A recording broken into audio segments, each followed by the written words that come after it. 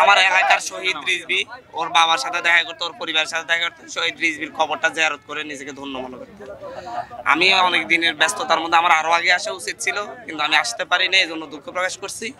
পাশাপাশি হচ্ছে আমি এই হাতিয়াবাসীর উদ্দেশ্যে, এই এলাকার মানুষের উদ্দেশ্যে একটা কথাই বলছি, শহীদ রিজভী ভাইয়ের বাবার পাশে, ওর ফ্যামিলির পাশে যেন এক একটা সন্তান হয়ে সবাই দাঁড়ায়, এবং বাংলাদেশে আহতদের, এখানে যত আহত হয়েছে আরো কয়েকজন শহীদ আছে, তাদের পাশে যেন সবাই দাঁড়ায় এবং তাদের পরিবারকে যেন এই সাপোর্টটা দেয়। আমার বার্তাটা এটাই যে হচ্ছে এখানে যাতে সবাই মিলে ঐক্যবদ্ধভাবে, দলমত বিষয়ে সবাই যেন ঐক্যবদ্ধভাবে একসাথে হাতে হাত মিলিয়ে কাঁধে কাঁধ মিলিয়ে থাকে, এবং হচ্ছে কোনো ধরনের চাঁদাবাজ, কোনো ধরনের লুণ্ঠন, কোনো ধরনের স্যান্ডেলিনা সো, রূপচর্চায় আভিজাত্য, অন্যায় অবিচার এগুলো যেন আর না চলতে পারে। প্রত্যেকে তার জায়গা থেকে আইন শৃঙ্খলা বাহিনীর হেল্প নিয়ে যেন প্রতিরোধ করে, এবং এটা তারা নিজের জায়গা থেকেই যেন করে।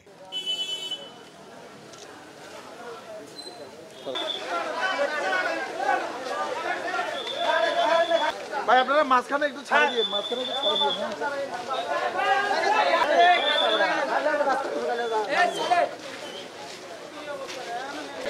এখানে গাড়ি ঘুরে লাগে বুঝছেন আমরা।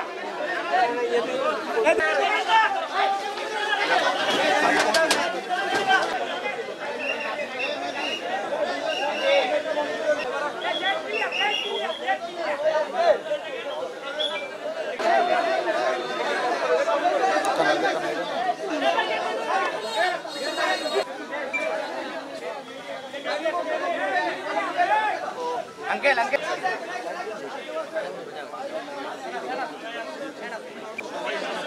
ए तारी भाई এটা সারে হেল্প করেন ভাই, আমরা একটু হেল্প করেন, হেল্প করেন।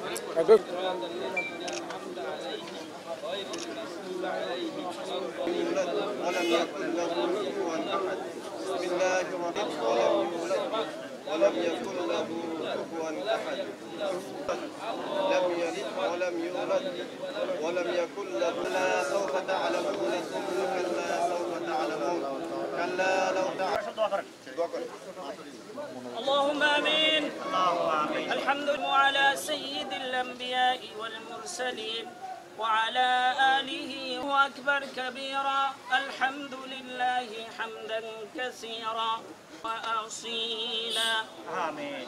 اللهم اغفر لحينا وميتنا رب العالمين معبود کو আমরা আপনার কতিপয় গোলাম শহীদ রিজভী মুমিন মুমিনাত মুসলিমিন মুসলিমাত শুহাদায়ে আযমগণ শহীদ রয়েছে, প্রত্যেকের কবরে আর সবখানি পৌঁছায়া দিন, রব জান্নাতের টুকরায় পরিণত করিয়া দিন, ওনার মৃত্যুকে শাহাদাতের মৃত্যু হিসেবে কবুল করিয়া দিন। আমিন। রব্বুল আলামিন আপনার হাবিব বলেছে যে জান্নাতের বিছানা বিছাইয়া দিন, জান্নাতের পোশাক পরিধান করাইয়া দিন।